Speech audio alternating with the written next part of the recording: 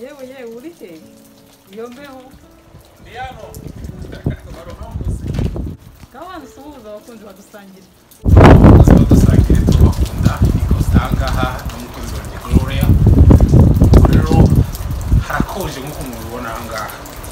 Ari ikintu kimwe kidakonje n'urukundo. Hano kuri dusangire dukunda gusangiza abantu urukundo n'urukonje. Namutse rukonje ugatangira barumva. Nibyo ntabwo rukonje. Ubwo rero turi gukora uyu munsi cyakoze urugo rwanjye rukundo muri iki gihe cy'imbeho n'indi irahangaha. Ndotse inyama mbasongere n'ubugari muri style yacu yo mu Rwanda. Style yacu yo mu Rwanda ntabwo ari mu Rwanda gusa, muri Afurika dukoresheje inkwi. Ingi nimbabura nini gusa, ariko ndakeka ko ndaruta imbabura ziwacu.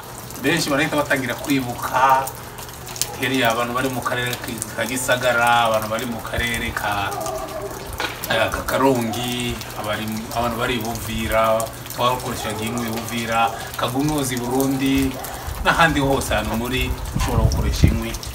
Nibyo tugiye gukoresha. Reka dukurikire ibyo ndimo gukorera ahangaha. Rero twashizeho agapeteroli gakeya, agapeteroli ko gufatisha inkwi kuko ni ingiga nini cyane. Hanyuma rero tugahita ducana tugatangira akazi. Abibaza ni inyama z'ubwoko ki? Ni inyama za dendo, ni inyama y'inka. Turi mu kazi, wundi arimo kwigaragura.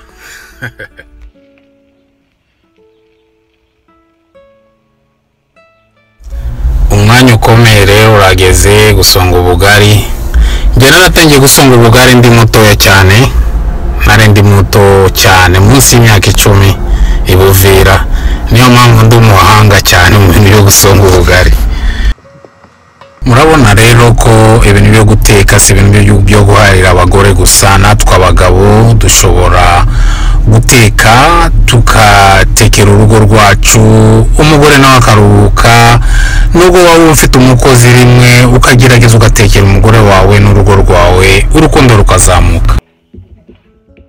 Turabakunda, nimugende mutakoze subscribe musangize n'abandi, witeka barinde.